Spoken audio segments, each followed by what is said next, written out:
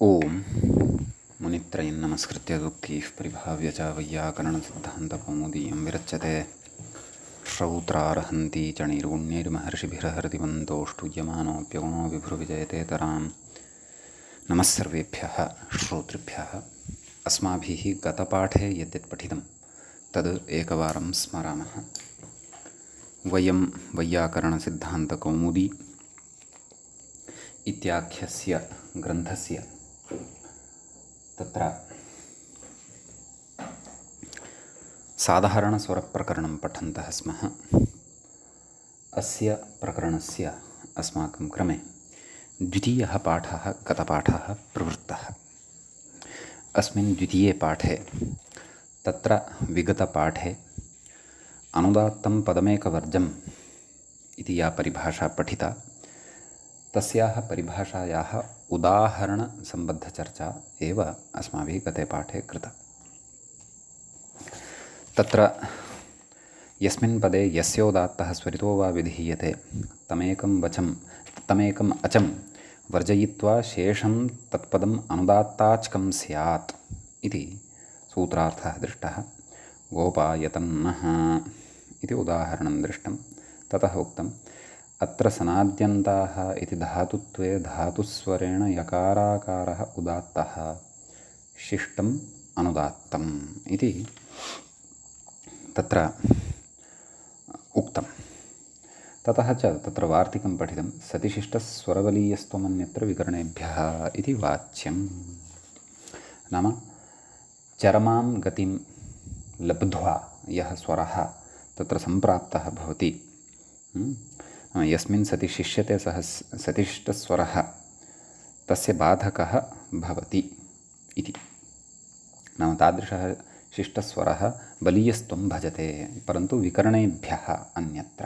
नाम सः शिष्टस्वरः यदि विकरणभूतः भवति तत्र तु अयम् अपवादः अथवा इदं बाधकत्वं न प्रवर्तते। तेन किं? तेन तत्र उक्तं तेन उक्तोदाहरणे गुपेः धातुस्वरः आयस्य प्रत्ययस्वरश्च न शिष्यते इति। अतः तत्र यकारात् यः अकारः उदात्तभूतः सः एव तत्र गृह्यते, तस्यैव तत्र शेषः भवति। अन्ये तु तत्र पूर्वं विहिताः उदात्ताः ते अनुदात्ताः सम्पद्यन्ते। ततः अन्यत्र इति किं? यज्ञमभिवृधे गृणीतः इति पठितं। ततः तत्र उक्तम् अत्र सतिशिष्टोऽपि श्ना इत्यस्य स्वरः न शिष्यते किन्तु तसः एव शिष्यते अन्येषां च तत्र तर्हि तत्र उक्तं। ततः अग्रे अस्माभिः सूत्रं पठितम् अनुदात्तस्य च यत्रोदात्तलोपः इति। अस्य सूत्रस्य अर्थः दृष्टः। यस्मिन्ननुदात्ते परे उदात्तः लुप्यते तस्य उदात्तः स्यात्। नाम सः अनुदात्तस्वरः अनुदात्तः भवति। देवीं वाचं तर्हि तत्र अस्माभिः देवीम् इत्यत्र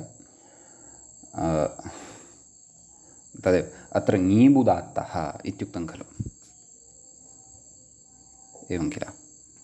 आम्, सूत्रेण तु तत्र नाम उदात्तस्वरः एव विधीयते। प्रकृते देवशब्दः मूलतः भवति, सः अन्तोदात्तः भवति, ततः ङीप् इति उच्यते, ङीप् इति प्रत्ययः विधीयते, सः अनुदात्तः भवति। तस्मिन् परतः देव इत्यस्य यः अकारः तस्य लोपः भवति, एवं खलु? अतः एतादृश अनुदात्ते परतः उदात्तः लुप्यते तस्य उदात्तः, नाम तादृशः अनुदात्तः प्रकृते उदात्तः सम्पद्यते। अतः देवी इत्यत्र विद्यमानः यः ङीप् वर्तते, ईकारः वर्तते, सः उदात्तः प्रकृते सम्पन्नः भवति इति भावः। सम्यक्। ततः अग्रे अस्माभिः सूत्रमारब्धं चौ। चौ इत्यनेन अञ्चु इति धातोः लुप्तनकारस्य लुप्ताकारस्य च चु इत्येतस्य ग्रहणम् अत्र क्रियते। लुप्ताकारे अञ्चतौ परे पूर्वस्य अन्तोदात्तः स्यात् इति सूत्रस्य अर्थः पठितः। किञ्च तत्र उक्तं उदात्तनिवृत्तिस्वरापवादः नाम उदात्तनिवृत्तिस्वरः कः उदात्तस्य च यत्रोदात्तलोपः इति उदात्तनिवृत्तिस्वरः भवति तस्य अयम् अपवादः वर्तते यः अधुना अस्माभिः पठितः अथवा पठ्यमानः वर्तते उदाहरणं तु अस्य द्रष्टव्यं वर्तते उदाहरणे तु चर्चा अत्र कर्तव्या वर्तते परन्तु तत्र नाम गतपाठस्य अन्ते अस्माभिः अत्र यः विचारः कृतः तद्विषये किञ्चित् अत्र चिन्तनम् अपेक्षितं नाम सूत्रार्थः पूर्णतया बुद्धौ भवेत् ततः परमेव अत्र अग्रिमः विषयः शक्यः अवगन्तुम् तत्र गतपाठस्य अन्ते व्याख्यायाः पङ्क्तयः इत्थमासन् सकृत् पठामः आम्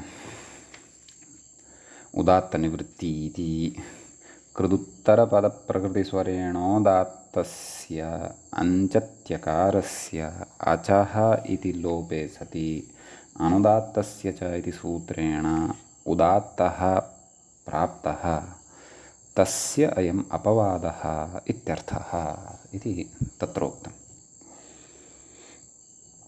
ततः अत्र उदाहरणं साधनीयं वर्तते तर्हि अस्य सूत्रस्य नाम अत्र यथा सर्वत्र व्याकरणे भवत्येव तद्वत् अत्रापि अवधेयं सूत्राणां काचित् शृङ्खला इव भवति तेषाम् अर्थः अपि बुद्धौ स्थापनीयः भवति अतः प्रकृते पूर्वम् अस्माभिः उदात्तनिवृत्तिस्वरः यः पठितः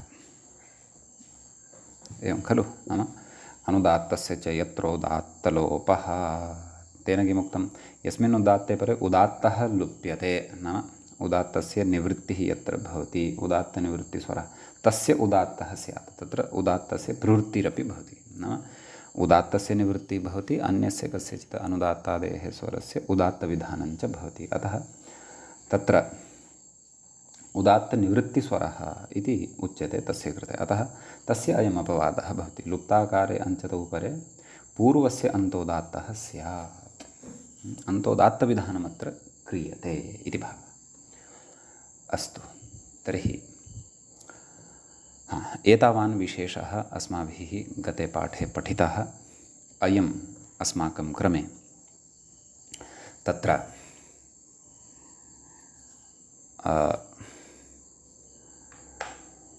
द्वितीयः पाठः साधारणस्वरप्रकरणस्य प्रवृत्तः अभूत् अधुना तावत् अस्माकं क्रमे साधारणस्वरप्रकरणस्य अस्य तृतीयः पाठः तत्र आरब्धः भवति तत्र उदाहरणं साधनीयं वर्तते इदानीं देवद्रीचीं नयतदेवयन्तः इति देवद्रीचिम् इति साधनीयं वर्तते तर्हि तत्र देवम् अञ्चति इति विग्रहं कुर्मः तस्मिन् विग्रहे सति तत्र देव अञ्च इति धातुं स्वीकुर्मः समीचीनं तत्र क्विन् इति प्रत्ययः भवति ऋत्युदद्रिगसृगदिगूषणिगञ्चु यजुगुञ्चाञ्च तस्य सर्वलोपः भवति देव अनच अञ्च इति धातुः नोपदः देव अनच ततः स्त्रीत्व विवक्षायां ङीप् इति प्रत्ययोऽपि भवति देव अनच ई समीचीनं ततः प्रकृते यद्यपि व्याख्या तु तत्र नलोपानन्तरं या स्थितिः भवति तां स्थितिं वदन् अस्ति अत्र अनिदितां हल उपधायाः किञ्चित् इत्यनेन नकारस्य लोपः भवति तां स्थितिं कथयन् अस्ति व्याख्याता पश्यन्तु देव अच् इति स्थिते तत्र ङीप् अपि अस्माभिः विहितः ततः विश्वदेवयोश्च टेरज्जञ्चतावप्रत्यये इति कथयति व्याख्याता सूत्रं प्रति इङ्गितं करोति नाम पूर्वं पठितं सूत्रं स्मारयति इति देवशब्दस्य अद्रि आदेशः देव अच् ई ई नाम उगितश्च इत्यनेन भवति, तदेव अग्रे कथयन् अस्ति व्याख्याता उगितश्च इति ङीप् एवं खलु। उगितश्च इति ङीप्, तर्हि का स्थितिः जाता नाम देवशब्दस्य अद्रीति, तर्हि तद् अन्त्यस्य अलः स्थाने एव भवति। देव इत्यत्र यः वकारात् अकारः तस्य अद्रि आदेशः, तर्हि देवद्रि अच्, देवद्रि एवं देवद्रि अच् इति स्थितिः जायते। उगितश्च इति ङीप्, देवद्रि अच् ई, समीचीनं। कथयति अचः इत्यञ्चते रकारलोपः, सम्यक्। तेन अञ्चतेः अकारस्य लोपः भवति। का स्थितिः? देवद्रि च ई, सम्यक्। पूर्वम् अपरमेकं सूत्रं पठितं चौ, तेन दीर्घः भवति, तदेव कथयति व्याख्याता चौ इति दीर्घत्वम्। अतः देवद्रीच ई, देवद्रीची इति भवति। तदेव व्याख्याता कथयति धृतीतिकारः उदात्तः। तद्विषये पश्चात् पश्यामः, परन्तु ततः पूर्वमत्र देवद्रीची इति शब्दः यः साधितः तस्य शब्दस्य द्वितीया विभक्तेः एकवचने देवद्रीचीम् इति तत्र उदाहरणं भवति, एवं खलु। अधुना द्रीतीकारः उदात्तः नाम देवद्रीची इत्यत्र द्री इति यः वर्तते खलु, तस्य उदात्तविधानं प्रकृतसूत्रेण क्रियते। किमुच्यते पश्यन्तु। लुप्ताकारे अञ्चतौ परे, तादृशः अञ्चधातुः परतः अस्ति यस्य अकारः लुप्तः वर्तते, पूर्वस्य अन्तोदात्तः स्यात्। ततः पूर्वं किमस्ति? अद्री इति अस्ति, तर्हि द्री इत्यस्य यः ईकारः वर्तते एवं खलु, तस्य उदात्तस्वरविधानं भवति इत्यस्ति किल, एवं खलु। परन्तु किमुक्तम्? उदात्तनिवृत्तिस्वरापवादः खलु। तत्र प्रकृते नाम यथा यथा अस्माभिः रूपसिद्धिः दृष्टा, तत्र किम् अनुदात्तस्य च यत्र उदात्तलोपः इत्येतस्य प्रवृत्तिः अस्ति वा इति द्रष्टव्यं। यस्मिन् अनुदात्ते परे उदात्तः लुप्यते तस्य उदात्तः स्यात्, एवं खलु। तर्हि प्रकृते तु तत्र उ इत्येतस्य लोपः चौ इत्यनेन कृतः वर्तते, तर्हि ततः परतः उदात्तः कः स्यात्? प्रत्ययः ङीप् इति स्यात् वा? अनुदात्तौ सुप्पितौ इत्यनेन अनुदात्तत्वं भवति, अतः अ इति लुप्तः। तत्र व्यञ्जनानां व्यवधानं तु सह्यव्यवधानं स्यात् इति चिन्तयामि। अतः एतेन उदात्तत्वमेव अद्री इत्यत्र इति ईकारस्य प्राप्तं, परन्तु तस्य अपवादत्वेन चौ इति सूत्रं तत्र स्थितम्। एतेन लुप्ताकार्याञ्चतोपरि पूर्वस्य अन्तोदात्तः उदात्तविधानमेव कृतम् इति भावः। धृतीतिकारः उदात्तः, सम्यक्। ततः परस्य उदात्तात् अनुदात्तस्य स्वरितः इति स्वरितं पश्यन्तु। देवद्रीची, तर्हि द्री इत्यत्र ईकारः उदात्तः चेत् अनुदात्तं पदमेकवर्जम् इति नियमेन दकारात् परतः यः एकारः, वकारात् च परतः यः अकारः, तयोः अनुदात्तत्वं भवति, सम्यक्। परन्तु तत्र ततः परतः नाम द्री इत्यत्र अनन्तरं ची इति यः वर्तते तस्य यः ईकारः वर्तते तस्य तु तत्र अनुदात्तत्वं न भवति। तद् किं कथयति? उदात्तात् अनुदात्तस्य स्वरितः इति स्वरितत्वं तत्र भवति। तच्च स्वरितविधानम् अस्माभिः अग्रे पठिष्यते विस्तरेण, सम्यक्। इति अयमस्ति अत्र कश्चन विचारः। ततः अग्रे प्रकृते वार्तिकं वर्तते। व्याख्याता वार्तिकं प्रति इङ्गितं करोति, अतद्धित इति, समीचीनं। मूले वार्तिकं पठामश्चेत् अतद्धित इति वाच्यम् इत्यस्ति वार्तिकम्। तर्हि प्रकृते अतद्धिते इति सप्तम्यन्तं भवति। इति अव्ययपदं भवति, वाच्यमिति प्रथमान्तं। वार्तिकस्य अर्थः कः व्याख्याता कथयति, पश्यन्तु। चौ यः स्वरः, कः स्वरः विहितः? उदात्तस्वरः विहितः। केन स्वरेण विहितः? क्षन्तव्यं, केन सूत्रेण विहितः? चौ इत्यनेन सूत्रेण विहितः। अपि च सः कस्य अपवादः? तत्र उदात्तनिवृत्तिस्वरापवादः भवति। उदात्तनिवृत्तिस्वरः च केन विधीयते इति चेत् अनुदात्तस्य च यत्रोदात्तलोपः। सम्यक्, तदपि अस्माभिः बुद्धौ सर्वमपि स्थापनीयम्। अतः चौ यः स्वरः सः तद्धिते परतः न भवति इत्यर्थः। तद्धिते परतः तस्य प्रवृत्तिः न भवति। तद्धिते इति सप्तमी अस्ति खलु इत्यस्ति। एवं खलु। अतः तत्र व्याख्याता कथयति, अन्यथा देवद्रीचीम् इत्यादौ यथा उदात्तनिवृत्तिस्वरं बाधते, किं चौ इति सूत्रं, तथा दाधीच इत्यादौ प्रत्ययस्वरमपि सतिशिष्टस्वरः बाधेत। सतिशिष्टस्वरः प्रत्ययस्वरस्यापि बाधां कुर्यात् यदि इदं वार्तिकं तत्र नोच्येत इति। तस्मात् तद्धितः, तस्मात् अतद्धिते इति वक्तव्यम्।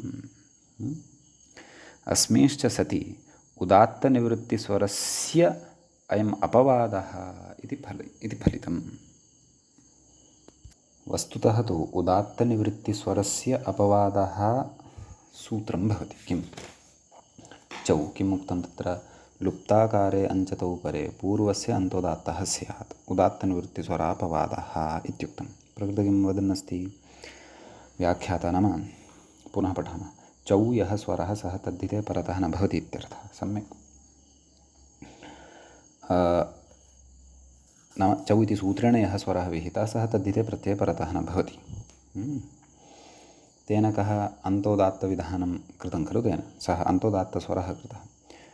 ततः कथयति, अन्यथा देवध्रीचिमित्यादौ यथा उदात्तनिवृत्तिस्वरं बाधते, किं चौ इति सूत्रं, तथा दाधीच इत्यादौ प्रत्ययस्वरमपि सतिशिष्टस्वरः बाधेत।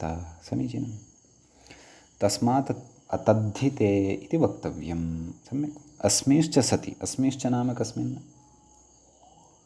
अतद्धित इति वाच्यं सति उदात्तनिवृत्तिस्वरस्य अयम् अपवादः इति फलितं। नाम उदात्तनिवृत्तिस्वरस्य एव अयम् अपवादः भवति पुनरपि इति वार्तिकद्वारा कृतं कार्यं प्रति इदम् उच्यमानं वर्तते। अस्मिंश्च सति, अस्मिंश्च सति नाम किम्? अतद्धित इति वक्तव्यं, तस्मिन् सति इति भावः।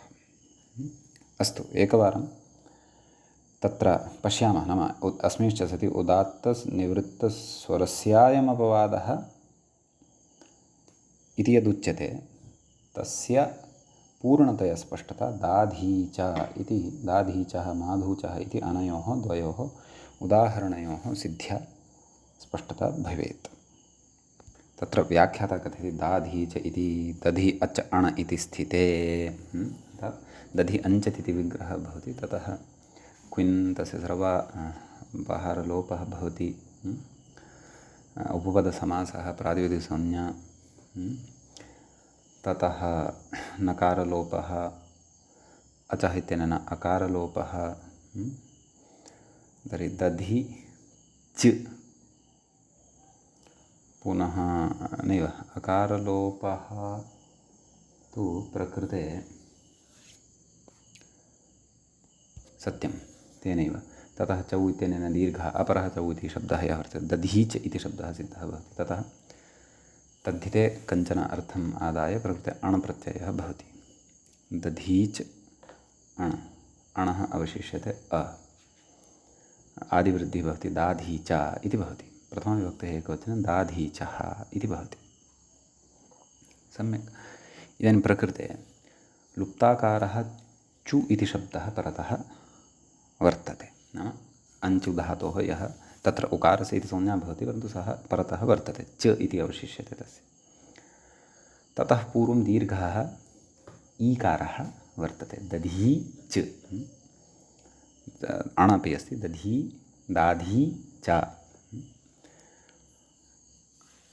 ततः पुनरपि प्रकृतसूत्रेण किं सूत्रं चौ इत्यनेन यः ईकारः वर्तते सः उदात्तः न भवति। कुतः? यतः प्रकृते तद्धितविषयः अस्ति, तद्धितविषये गम्यमाने सा व्यवस्था प्रकृते न भवति इति बुद्धौ स्थापनीयम्। सम्यक्। व्याख्याता किं कथयति? दधि अच् अण् इति स्थिते अणस्वरः उदात्तत्वे कृते अथवा अणस्वरे उदात्तत्वे कृते अथवा नैव अणस्वरः अणस्वरे उदात्तत्वे कृते अथवा उदात्ते कृते इति वा स्यात्। अचः इत्यकारलोपः, अधुनैव प्रक्रिया दर्शिता खलु। ततः सतिशिष्टस्वरत्वात् चौ इति स्वरः प्राप्तः निषिध्यते। नाम उदात्ते सति तत्र उदात्तः यः भवति अण इत्यस्य अकारः तस्य शिष्टस्वरत्वं भवति, यथा पूर्वम् अस्माभिः चिन्तितं। तत्र चौ इति स्वरः प्राप्तः निषिध्यते। नाम प्रकृते चौ इत्यनेन लुप्ताकारे अञ्चतौ परे पूर्वस्य अन्तोदात्तः स्यात्, अतः तस्य अन्तोदात्तत्वं भवति इति कृत्वा तर्हि तस्य अन्तोदात्तत्वं प्राप्तं भवति, तस्य अत्र अतद्धिते इति निषेधेन तत्र निवारणं क्रियते इति भावः। तथा च अण् प्रत्ययस्वरेण एव व्यवस्था। नाम अण् प्रत्ययस्वरम् एव प्रकृते उदात्तभूतम् उक्त्वा ततः परम् अत्र अन्येषाम् अनुदात्तत्वम् अवगन्तव्यम् इति। तदाह प्रत्ययस्वरः एव अत्र इति मूले उक्तं खलु, प्रत्ययस्वरः एव अत्र अस्ति इति। नाम अत्र दाधीचः अपरमुदाहरणं किं? माधूचः। अत्र मधु अञ्चति इति भवति। सर्वापि प्रक्रिया पूर्वदेव अस्ति। तत्र इकारस्य दीर्घः भवति, अत्र उकारस्य दीर्घः भवति, अलोपादिकं तु सर्वं पूर्वत एव वर्तते। अतः नाम प्रत्ययस्वरः एव अत्र इत्युक्तं खलु। नाम उदाहरणद्वयेपि प्रत्ययस्वरः उदात्तः भवति, परन्तु उदात्तनिवृत्तिस्वरः उदात्तः न भवति, यतः वार्तिके तत्र अतद्धिते इति निषेधः कृतः वर्तते। अतः इत्यस्ति विषयः। उपरि च या पङ्क्तिः यत्र उक्ता खलु, नाम अस्मिंश्च सति उदात्तनिवृत्तिस्वरस्य अयम् अपवादः इति फलितं। नाम अयं नाम इत्यनेन चौ इति अयम् आरम्भः यः कृतः वर्तते सः एवं खलु, यतः तस्य अपवादः वर्तते चौ इति सूत्रं। तत्र च चौ इत्यनेन यदुक्तं तद् अतद्धिते विषये निषेधः कृतः वर्तते। तर्हि तस्य कः अर्थः? नाम प्रकृते उदात्तनिवृत्तिस्वरविषयः प्रवर्तते इति वा इति भाति, परन्तु अत्र चिन्तनं कर्तव्यं। नाम तदेव, यदि प्रकृते नाम तद्धिते अपि उदात्तस्वरनिवृत्तिः जायमाना अस्ति, यद्यपि अत्र लोपः तु जातः एव अस्ति, उदात्तस्वरनिवृत्तिः तु अत्र जाता वर्तते एव। सम्यक्। तर्हि उदात्तनिवृत्तिस्वरः यः विधीयमानः वर्तते अथवा विधीयते केन? अनुदात्तस्य च यत्रोदात्तलोपः, यस्मिन् अनुदात्ते परे उदात्तः लुप्यते तस्य उदात्तः स्यात् इति खलु उच्यते। अतः तादृशः न भवतु, तस्य अयम् अपवादः वर्तते। कः? वार्तिकम् इति तु वक्तुं न शक्यते खलु। यथा अपवादः वर्तते चौ, तेन च यद् विहितं तद् तत्र तद्धितेन प्रवर्तते, तद्धितविषयेन प्रवर्तते इति सामान्यतया स्पष्टतया मूलम् आदाय अत्र समन्वयनं कर्तव्यम्। अतः अस्मिंश्च सति उदात्तनिवृत्तिस्वरस्य अयम् अपवादः इति फलितं यदुच्यमानं वर्तते तत्र व्याख्यात्रा तस्याः पङ्क्तेः अन्वयः तत्र चौ इति सूत्रे वा अतद्धित इति सूत्रे वा इत्यत्र नाम अहं तु इत्थं वदामि। नाम चौ इति उदात्तनिवृत्तिस्वरस्य अपवादः भवति। समीचीनं। तत्र अयं निषेधः उक्तः वर्तते। कः नाम तत्र अतद्धिते इति वाच्यं, परन्तु तत्र प्रत्ययस्वरः एव प्राधान्येन स्वीक्रियते इत्यपि उक्तं। सः अपि विषयः अत्र बुद्धौ स्थापनीयः। अतः अस्मिंश्च सति उदात्तनिवृत्तिस्वरस्य अयम् अपवादः इति सूत्रस्य कृते एव उच्येत यदि, तर्हि तद् वरम् इति मम मतिः। अपि च अत्रापि इदम् अवधेयं यत् पूर्वपदस्य अन्तोदात्तविधानं प्रकृते क्रियमाणं वर्तते। तेन तु नाम अनुदात्तस्य च यत्र उदात्तलोपः इत्यनेन तु यस्मिन् अनुदात्ते परे उदात्तः लुप्यते तस्य उदात्तः भवति। नाम परतः सः अनुदात्तः एव उदात्तत्वं तत्र प्राप्नोति। देवीं वाचम् इत्यादौ यथा तथा। समीचीनम्। इति बाध्यबाधकभावः अत्र बुद्धौ जागरूकतया स्थापनीयः। अस्तु, इदानीं वयम् अग्रिमं सूत्रं पठामः। अग्रिमं सूत्रं भवति षष्ठमेव, नाम षष्ठाध्यायस्थं भवति, आमन्त्रितस्य च इति। इदं सूत्रम् अष्टमाध्याये अपि वर्तते। युगपत् एकत्रैव सूत्रद्वयमपि पठितं वर्तते, परन्तु पूर्वं षष्ठं सूत्रं यद् वर्तते आमन्त्रितस्य च तद् आदौ पठामः। आमन्त्रितस्य इति षष्ठीविभक्तेः एकवचनान्तं पदं भवति। च इति अव्ययपदं भवति। समीचीनम्। आदिर्णमुल्यन्यतरस्याम् इत्यतः आदिः इत्यनुवर्तते। कर्षात् पदो घञन्त उदात्तः इत्यतः उदात्तः इति च अनुवर्तते। सम्यक्। तत्र सूत्रार्थः दृश्यते मूले। कः सूत्रार्थः इति चेत् आमन्त्रितस्य आदिरुदात्तः स्यात्। नाम आमन्त्रितः यः वर्तते तस्य आदिः यः भवति तस्य उदात्तत्वं भवति, नाम उदात्तः स्वरः भवति इति उच्यते। सम्यक्। तत्र सामन्त्रितम् इत्यनेन सूत्रेण सम्बोधनस्य आमन्त्रितसंज्ञा क्रियते, तस्य एव च ग्रहणं प्रकृते भवति। एवं किल? अतः प्रकृते सूत्रार्थः स्पष्टः एव अस्ति। आमन्त्रितस्य आदिरुदात्तः, नाम आमन्त्रितस्य यः आदिः वर्तते तस्य उदात्तः भवति, तावदेव। उदाह्रियते। व्याख्याता इङ्गितं करोति उदाहरणं प्रति। अग्न इत्यादि।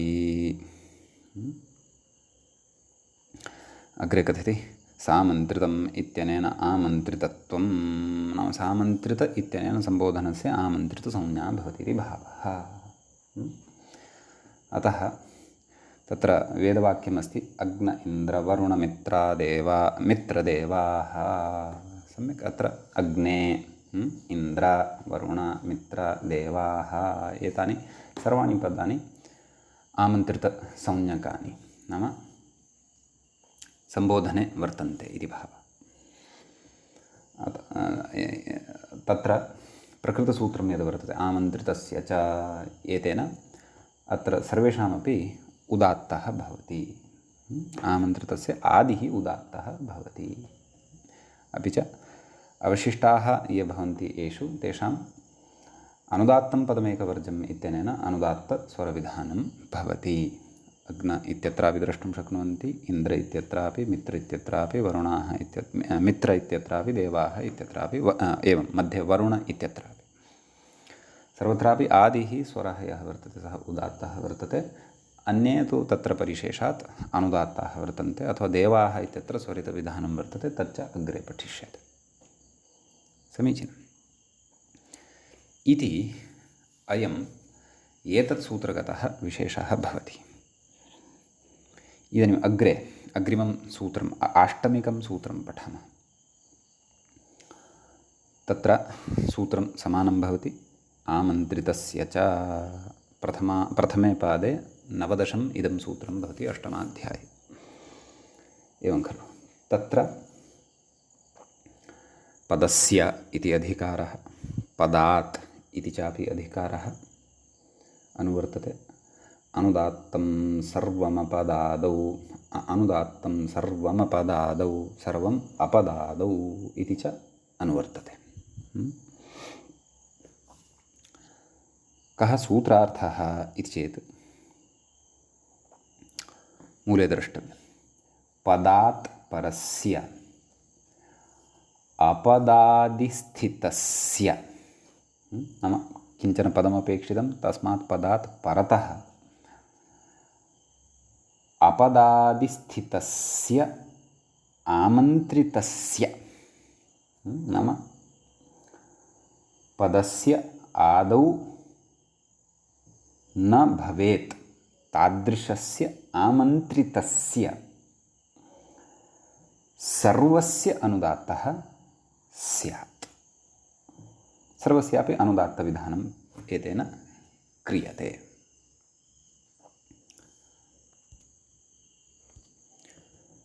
नाम पदात् परतः भवेत्, पदस्य आदौ स्थितः न भवेत्, तादृशस्य आमन्त्रितसंज्ञकस्य सर्वेपि ये स्वराः वर्तन्ते तेषां स्वराणाम् अनुदात्तविधानम् अत्र क्रियते। सम्यक्। अग्रे कथयति, व्याख्याता इङ्गितं करोति अग्रिमां पङ्क्तिं प्रति। प्रागुक्तषाष्ठस्येति मूले उक्तं खलु। प्रागुक्तषाष्ठस्य अपवादः अयम् आष्टमिकः। अधुनैव अस्माभिः षाष्ठं विधानं पठितं खलु, आमन्त्रितस्य च इति। आमन्त्रितस्य आदिरुदात्तः स्यात् इति। तस्य आमन्त्रितस्य च इति षाष्ठस्य आष्टमिकम् इदं तत्र अपवादभूतं भवति इति भावः। तस्य अयम् अपवादः भवति। समीचीनम्। आमन्त्रितस्य च इत्यर्थः किमुक्तं, प्रागुक्तषाष्ठस्य आमन्त्रितस्य च, नाम व्याख्याता तत् स्पष्टीकरणं कुर्वन् अस्ति, तद् अवगन्तव्यम्। उदाहरणं पश्यामः। किम् अस्ति उदाहरणं? व्याख्याता इङ्गितं करोति। इमं इति, इमं मे गङ्गे यमुने सरस्वती इत्यस्ति। सम्यक्। तत्र मन्त्रांशः अयं वेदमन्त्रांशः। तत्र मन्त्रांशे इमम् इति यत् प्रथमं पदं वर्तते, द्वितीयं मे इति च यत् पदं वर्तते, एतद्द्वयं विहाय त्रीणि अन्यानि पदानि अत्र सम्बोधने वर्तन्ते। एवञ्च सामन्त्रितमित्यनेन सूत्रेण एतेषाम् आमन्त्रितसंज्ञा अपि भवति। एवं खलु। सर्वत्रापि एतेषाम् आमन्त्रितसंज्ञकानां षाष्ठं यद् आमन्त्रितस्य च इति सूत्रं वर्तते, तेन सूत्रेण आद्युदात्तत्वं प्राप्तं भवति। अतः यदि तथा स्यात् तर्हि तु तत्र द्वितीयः तृतीयः चतुर्थः वा यः स्वरः वर्तते, अच् वर्तते, तस्य अनुदात्तं पदमेव वर्जमित्यनेन अनुदात्तः भवति स्म। अतः तस्य बाधकभूतम् इदं प्रकृतसूत्रं यद् वर्तते, तेन प्रकृते सर्वानुदात्तविधानं कृतं। समीचीनं। तत्र किमुक्तं, नाम निमित्तानि सन्ति वा इति द्रष्टव्यं। पदात् परस्य अपदादिस्थितस्य आमन्त्रितस्य, एवं खलु। प्रकृते मे इति, नाम गङ्गे इति यदि आमन्त्रितसंज्ञकं स्वीक्रियते चेत् ततः पूर्वं पदं किं वर्तते, मे इति। अतः पदात् परतः गङ्गे इति अस्ति। यमुने इति सम्बोधनान्तं गङ्गे इति पदात् परतः वर्तते। सरस्वती इति सम्बोधनान्तं यमुने इति पदात् परतः वर्तते। एवं खलु। अतः प्रकृतसूत्रेण सर्वानुदात्तविधानम् अत्र क्रियते। तदेव व्याख्याता कथयति। मे शब्दात् परत्वम् आश्रित्य गङ्गे प्रभृतीनां, नाम गङ्गे यमुने सरस्वती, त्रयाणाम् अनुदात्तः स च पदपाठे स्पष्टः एव। नाम पदपाठसमये सः अनुदात्तः, नाम यदा पदपाठः क्रियते मन्त्राणां, भाष्यकृद्भिः तत्समये सः स्पष्टः भवत्येव। संहितायां तु नाम संहितया यदा मन्त्रः पठ्यते तदा स्वरिता संहितायाम् अनुदात्तानाम् इति वक्ष्यमाणा प्रचय अपरपर्याया एकश्रुतिः प्रवर्तते। एषा एकश्रुतिः अग्रे पठिष्यते अस्माभिः। स्वरिता संहितायाम् अनुदात्तानाम् एकश्रुतूरात् सम्बुद्धौ इत्यतः आरभ्य अग्रे सूत्राणि पठिष्यन्ते। अतः एव तत्र मूले पश्यन्तु भवन्तः गङ्गे यमुने सरस्वती। अत्र भवन्तः एवं शङ्कां न कुर्युः यत् भोः प्रकृते तु सर्वस्यापि अनुदात्तः कृतः खलु। नाम तत्र पदात् परस्य अपादादिस्थितस्य एवं खलु। अपदादिस्थितस्य इति न अपादादिस्थितस्य पादस्य आदौ अपि नास्ति।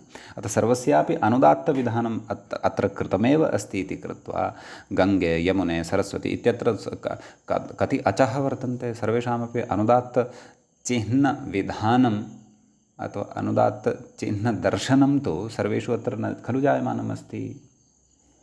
इत्येतत् तत्र एकश्रुतिविधानं वर्तते। नाम सर्वेषामपि अत्र स्वराणाम् येषाम् एकश्रुतिविशेषः एव क्रियते। एकश्रुतेः तु कश्चन नाम एकश्रुतिः उदात्तभूता अपि न भवति, अनुदात्तरूपा अपि न भवति, स्वरितरूपा अपि न भवति इति तत्र नाम एकश्रुतौ तत्र एकविधरीत्यैव नाम समानरीत्यैव तत्र श्रवणं भवति। सः उदात्तो वा भवति, अनुदात्तो वा भवतु, स्वरितो वा भवतु। एकश्रुति तस्य एव नामान्तरं तत्र प्रचयः इति भवति। अतः तस्य प्रचयस्य विषये वयं तत्र अग्रे पठिष्यामः। समीचीनम् इति अस्ति। ततः अग्रे प्रत्युदाहरणं वर्तते। तत्र पृच्छति अपादादौ किम्। समीचीनं। नाम पादस्य आदौ न स्यात् तत् आमन्त्रितं।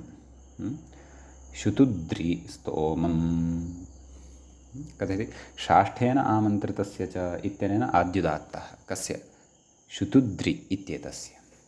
यतः पादस्य आदौ वर्तते अयं सामन्त्रितसंज्ञकः शब्दः अथवा सामन्त्रितमिदं पदं पादस्य पदस्य इति न पादस्य आदौ वर्तते इति कृत्वा प्रकृते सर्वानुदात्तत्वं आष्टमिकेन आमन्त्रितस्य च इत्यनेन न भवति, परन्तु षाष्ठेन आमन्त्रितस्य च इत्यनेन प्रकृते आद्युदात्तविधानमेव भवति इति अत्र भावः अवगन्तव्यः।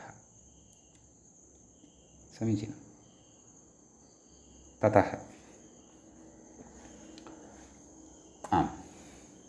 अधुना प्रकृते अग्रे पूर्वं पठितमेकं सूत्रं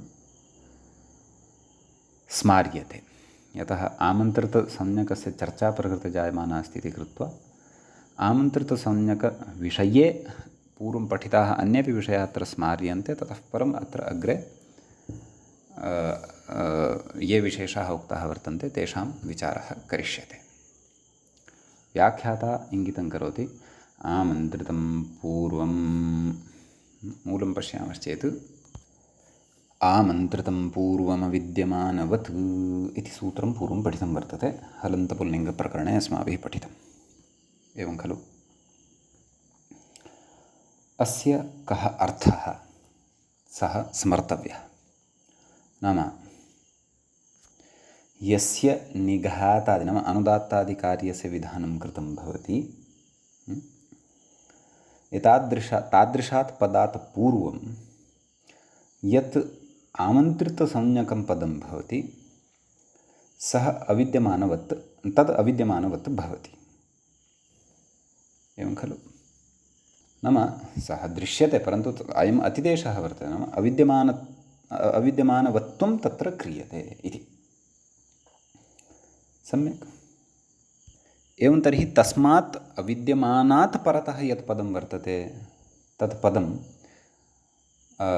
पदादित्वं भजते। नाम पदम् आदौ यस्य वर्तते तादृशं पदादित्वं भजते इति वक्तुं न शक्यते, तन्न भवति इति। अतः पूर्वं पठिता एषा व्यवस्था सम्यक्तया स्मर्तव्या।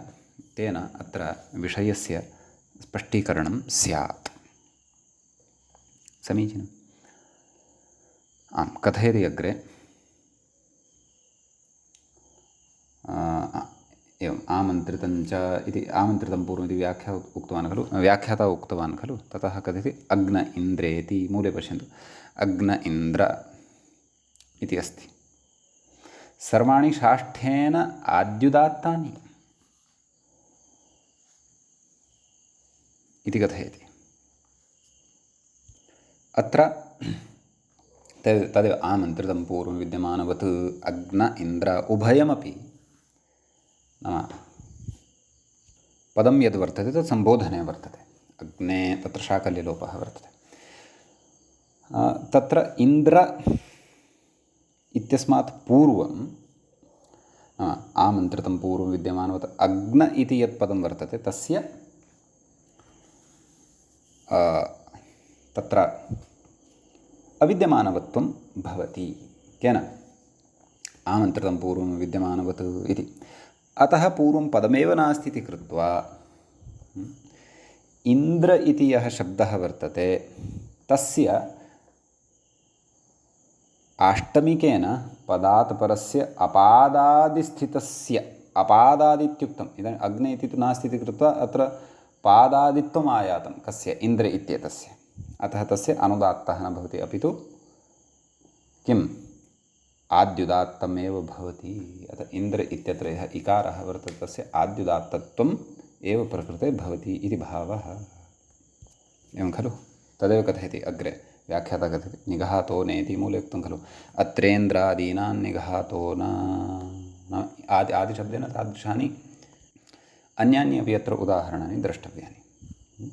निघातः न भवति नाम अनुदात्तत्वं न भवति। केन? तद् कथयति आष्टमिकेन इति भावः। नाम आष्टमिकेन प्रकृते निघातस्वरः न भवति इति भावः। सम्यक्। कुतः न भवति तदपि कथयति खलु। किं? पूर्वस्य अविद्यमानत्वेन पदात् परत्वाभावः। नाम पदात् परत्वं प्रकृते अस्य न लभ्यते इति कृत्वा अत्र अनुदात्तः न भवति, नाम निघातः न भवति, अपि तु आद्युदात्तत्वमेव भवति इति भावः। सम्यक्। इति आमन्त्रितं पूर्वमविद्यमानवत् इति सूत्रगतः विशेषः अत्र प्रकरणे चर्चितः। इदानीं तत्रैव एकं सूत्रं पूर्वम् अस्माभिः इतोपि पठितं वर्तते, भवन्तः स्मरेयुः।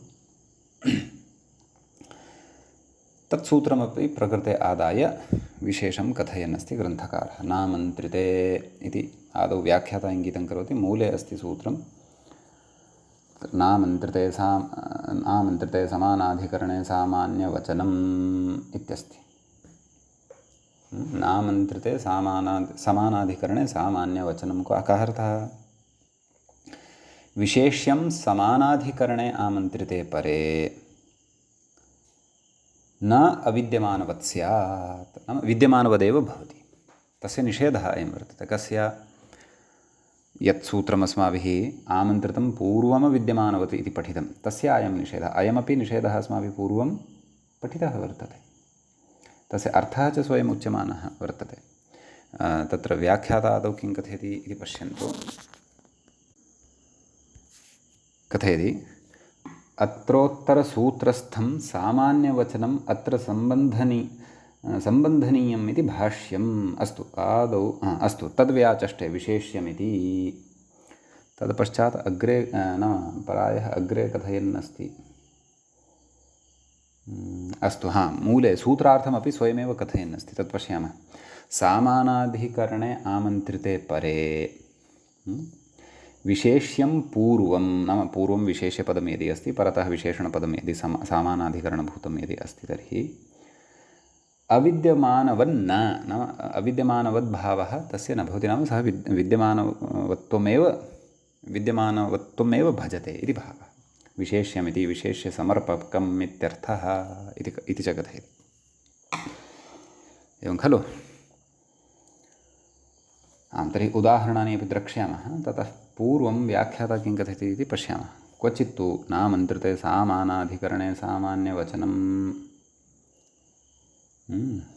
इति पाठः सः वृत्त्यनुरोधेन इति ज्ञेयम्।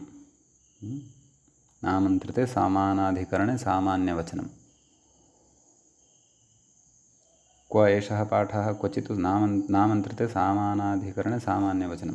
तर्हि प्रकृते नामन्त्रिते सामानाधिकरणे सामान्यवचनम् इति कौमुद्यां तादृशः एव पाठः स्वीकृतः वर्तते खलु। सः पाठः वृत्त्यनुरोधेन प्रकृते गृहीतः वर्तते, नाम काशिकायां तथा पाठः दृश्यते, अतः अत्रापि तथैव स्वीकृतः वर्तते इति वृत्तिशब्देन काशिकाग्रन्थः यदि अत्र निर्दिश्यमानः अस्ति तर्हि एवं खलु। तर्हि उदाहरणं पश्यामः। अग्ने तेजस्विन् एवं खलु। तर्हि तत्र इदमेव प्रथमम् उदाहरणं खलु, सत्यम्। अग्नि इति शब्दः, तेजस्विन् इति शब्दः। प्रकृते अग्निशब्दः विशेष्यभूतः, तेजस्विन् इति शब्दः च विशेषणभूतः वर्तते। शब्दद्वयमपि सम्बोधने वर्तते। अतः प्रकृतसूत्रं नामन्त्रिते सामानाधिकरणे सामान्यवचनं, सामानाधिकरणे आमन्त्रिते परे विशेष्यं पूर्वम् अविद्यमानवन्न, नाम अग्ने इति विशेष्यं वर्तते खलु, अतः तत् अविद्यमानवन्न भवति, नाम विद्यमानवत्वमेव भजते इति भावः। उभयत्रापि सामन्त्रितम् इत्यनेन आमन्त्रितसंज्ञा वर्तते। अतः आमन्त्रितं पूर्वं विद्यमानवत् इति सूत्रेण पूर्वतस्य अविद्यमानवद्भावः प्राप्तः, परन्तु नामन्त्रिते सामानाधिकरणे सामान्यवचनम् इत्यनेन अविद्यमानवद्भावाभावः, नाम विद्यमानवत्वमेव भवति इति भावः। एवं खलु। अतः अग्ने इति पदं तत्र अस्ति एव। अतः आष्टमिकं यदा आमन्त्रितस्य च इति सूत्रं वर्तते, तस्य प्रकृते प्रवृत्तिः भवति। किं कथयति? पदात् परस्य अपादादिस्थितस्य आमन्त्रितस्य सर्वस्यानुदात्तः स्यात्, सर्वानुदात्तत्वं भवति। समीचीनम्। व्याख्याता कथयति अग्ने इत्यस्य विद्यमानत्वात् तेजस्विन् इत्यस्य त्रातरित्यस्य च, नाम अन्यस्मिन् अन्यदपि उदाहरणमस्ति खलु तत्र अग्ने त्रातः, त्रातः इति सम्बोधने एव अस्ति तत्र। त्रातरित्यस्य च आष्टमिकस्य निघातः, आष्टमिकेन तत्र निघातः नाम अनुदात्तस्वरः भवत्येव, भवितुम् अर्हत्येव इति भावः। समीचीनम् इति अस्ति अत्रत्यः कश्चन विशेषः। प्रत्युदाह्रियते सामान्यवचनं किम्? पर्यायेषु मा भूत् खलु। तत्र सूत्रेण किम् उक्तं? नामन्त्रिते समानाधिकरणे सामान्यवचनं। सामान्यवचनेन प्रकृते विशेष्यपदं ग्राह्यम्, एवं खलु। अतः तत्र किमुच्यते? पर्यायेषु मा भूत्। यथा देवी इति अस्ति, तस्य पर्यायशब्दः अन्यः अपि अस्ति तत्र अग्न्ये, नाम एषा देवी अग्न्या वर्तते,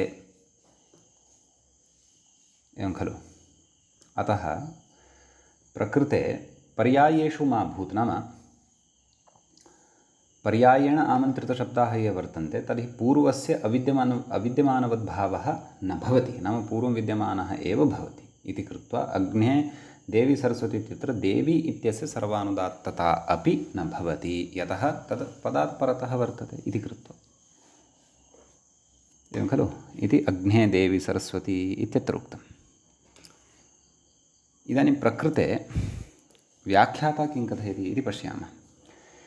तैत्तिरीयके ब्राह्मणे सहस्रमर्ति प्रकृत्य इडेरन्ते दिते सरस्वती प्रिये प्रेयसी महि विश्रुति एतानि ते अग्निये नामानि।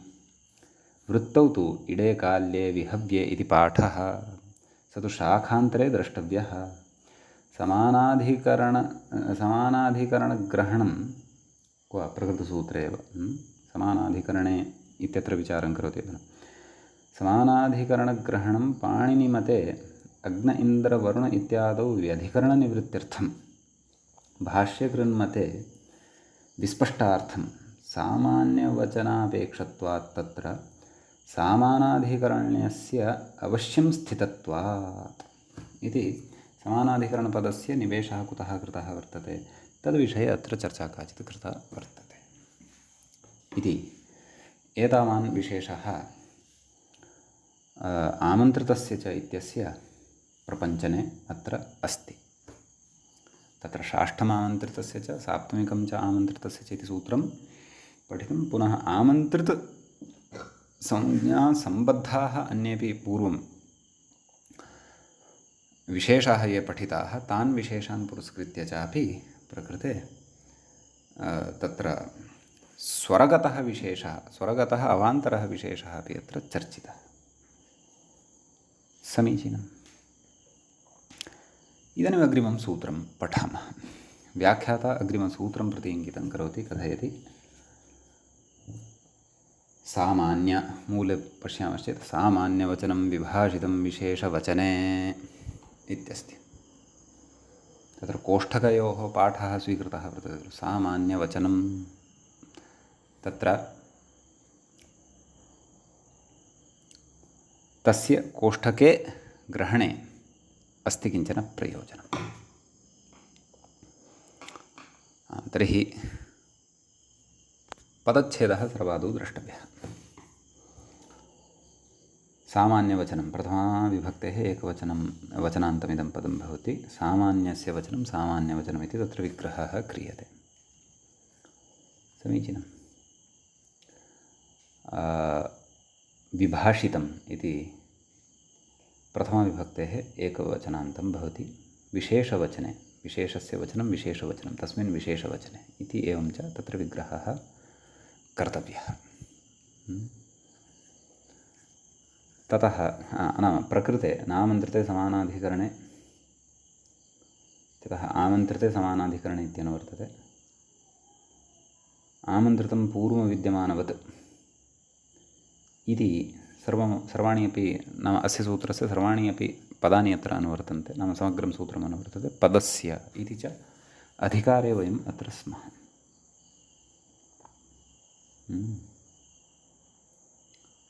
इत्यस्ति।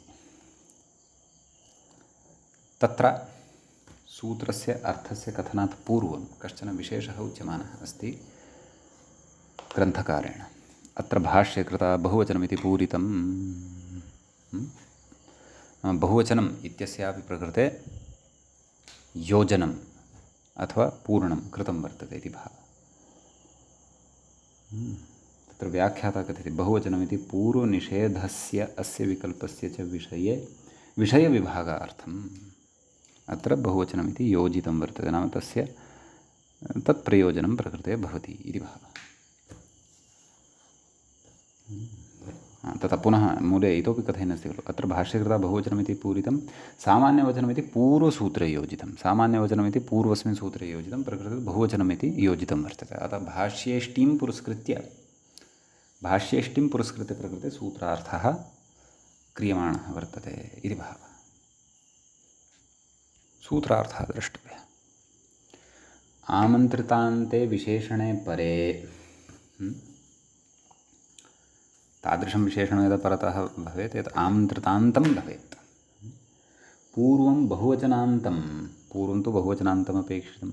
अविद्यमानवद्वा अविद्यमानवत् भवति विकल्पेन भवति इति न विस्मर्तव्यं। सम्यक् विकल्पेन भवति। देवीः षट् तत्र व्याख्याता कथयति खलु देवीः षड् इति मूले देवीः षडूर्विरुरु न कृणोत इति वैदिकम् उदाहरणमस्ति। सम्यक् नाम अविद्यमानवद्भावविधायकमेव इदं तत्र सूत्रं भवति। सम्यक्। तत्र देवीः षट् अत्र कथयति अत्र देवीः इति इत्यामन्त्रितं न अविद्यमानवत् किमुक्तं सूत्रेण आमन्त्रितान्ते विशेषणे परे पूर्वं बहुवचनान्तम् अविद्यमानवद्वा एवमेव अविद्यमानवद्वा नाम अविद्यमानवद्भावः भवत्यपि नापि भवति। तर्हि किं कथयति न अविद्यमानवत् तेन षडित्यस्य निघातः। न अविद्यमानवत् नाम विद्यमानवत्वमेव तस्य वर्तते इति भावः। ततः परतः षट् इत्यत्र विद्यमानस्य तस्य आमन्त्रितस्य च इति आष्टमिकेन निघातः, नाम अनुदात्तत्वं भवति इति भावः। परन्तु चिह्नं तु न स्थापितं मूले। कुतः न स्थापितं तद्द्रष्टव्यं। निघातः इत्युच्यते खलु, अतः वा न वा? अतः नाम सर्वनिघातत्वपक्षे अथवा सर्वनिघातत्वाभावपक्षे अत्र सामान्येन उदाहरणकथनं कृतं वर्तते। तत्र अविद्यमानवद्भावस्य अभावपक्षे निघातः, अविद्यमानवद्भावस्य पक्षे तत्र निघातः न। अतः कृत्वा तत्र अनुदात्तस्वरलेखनं न कृतं स्याद्वा षट् इत्यत्र इति अहं चिन्तयामि। तद् मूले स्पष्टं कथयति खलु अत्र देवीनां विशेषणं षडिति, एवं खलु। उदाहरणान्तरं कथयति शरण्याः इति, देवाः शरण्याः इति कथयति। तत्र शरण्याः इति शरणं रक्षितृत्वं तत्र साधवः, शरणशब्दात् तत्र साधु इत्येतस्मिन् अर्थे यत् इति प्रत्ययः भवति। अतः शरण्ये इति शब्दः सिद्धः भवति। तत्र कथयति द्वितीयस्य इति मूले कथयति खलु, इह द्वितीयस्य निघातः वैकल्पिकः, नाम विकल्पेन प्रवर्तते इति भावः। सम्यक्। नाम अत्र शरण्याः इति विशेषणपदं भवति खलु, अतः पूर्वपदं देवाः इति अस्ति, तस्य प्रकृतस्वरेण विभाषितं विशेषवचने विकल्पेन अविद्यमानवद्भावः भवति। अविद्यमानवद्भावपक्षे तत्र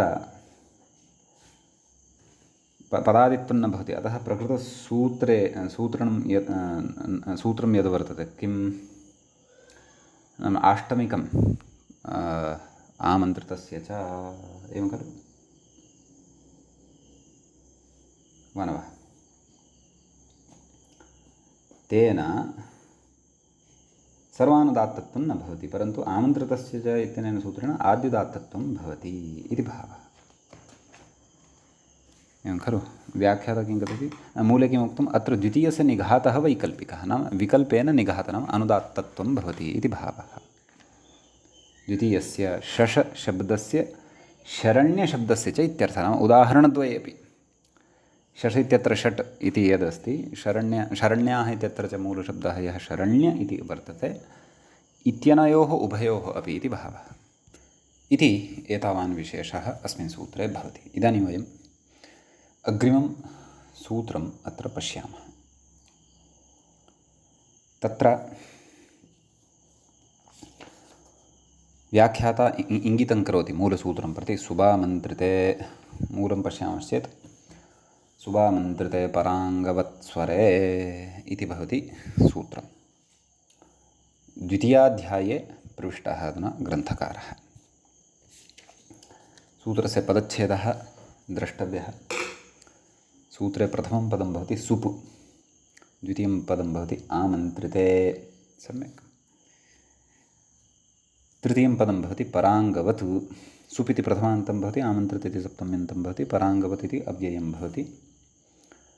स्वरे इति सप्तम्यन्तं भवति, सप्तमीविभक्तेः एकवचनान्तं भवति, सम्यक्।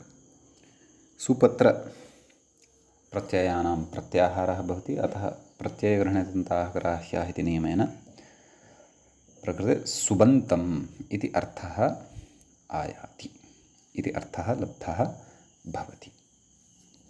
समीचीनम्। अस्य अर्थविषयिणीं चर्चां वयम् अग्रिमे पाठे करिष्यामः। अद्यतनपाठः तावत् अत्रैव उपसंह्रियते। मुनित्रयं नमस्कृत्य सूक्तिः परिभाव्य च वैयाकरणसिद्धान्तकौमुदीयं विरच्यते। श्रौत्रार्हन्ति च नैर्गुण्यैर्महर्षिभिर्हृदिवं तोष्टूयमानोऽप्यगुणो विभुर्विजयतेतराम्। एवञ्च तत्र साधारणस्वरप्रकरणस्य अस्य अस्माकं क्रमे तृतीयः एषः पाठः सम्पन्नताङ्गतः नमः सर्वेभ्यः श्रोतृभ्यः भवद्भ्यः। अग्रिमे पाठे सुबामन्त्रितपराङ्गवत्सरे इति सूत्रस्थमेव विचारमादाय पुनः उपस्थिताः